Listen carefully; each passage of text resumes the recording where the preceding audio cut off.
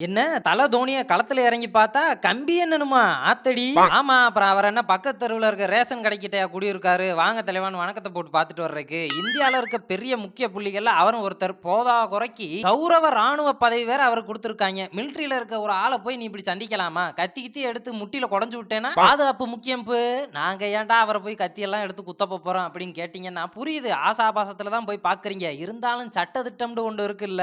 அப்படித்தான் போன மேட்ச்ல இந்தா இந்த பையன் இவர் பேரு ஜெயக்குமார் ஜெய்னி 21 வயசு தான் ஆகுது. சின்ன பையன். இந்த பையன் ஜாலியா தோள்ல கைய போட்டு பேசிட்டு என்ஜாய் பண்ணிட்டு வந்ததெல்லாம் நம்ம பார்த்து ரசிச்சோம். YouTubeல ட்ரெண்ட் ஆக்கி விட்டோம். ஆனா அதுக்கப்புறம் என்ன ஆச்சுன்னு தெரியுமா? இந்த பயலுக்கு 3 மாசம் சிறை தண்டனை குடுத்துருக்காங்களாம். உங்க அங்காளி பங்காளி எவனாவது டேய் சேப்பாக்கத்துல இறங்கி அடுத்த மேட்ச்ல தல கால்ல விழுந்து நானு ட்ரெண்ட் ஆகுறேன் டேய் அப்படின்னு கப்பித்தனமா பேசிக்கிட்டு இருந்தேன். ஆனா அவனுக்கு இந்த வீடியோவ அனுப்பிவிட்டு அடியேய் தெரிஞ்சுக்கடேய் மண்ட கோளாறுல உள்ள போய் களி திங்க தெரியாத அப்படின்னு அவனுக்கு புரிய வைங்க. ஆனா இப்ப ஜெயில்ல களிலாம் போடுறதில்ல. வாரம் 2 நாள் சிக்கன் வேற போறாங்களாம். ஆத்தாடி ஏலே கறிச்சோறுக்கு ஆசைப்பட்டு கம்பி எண்ண திரியாங்கடா.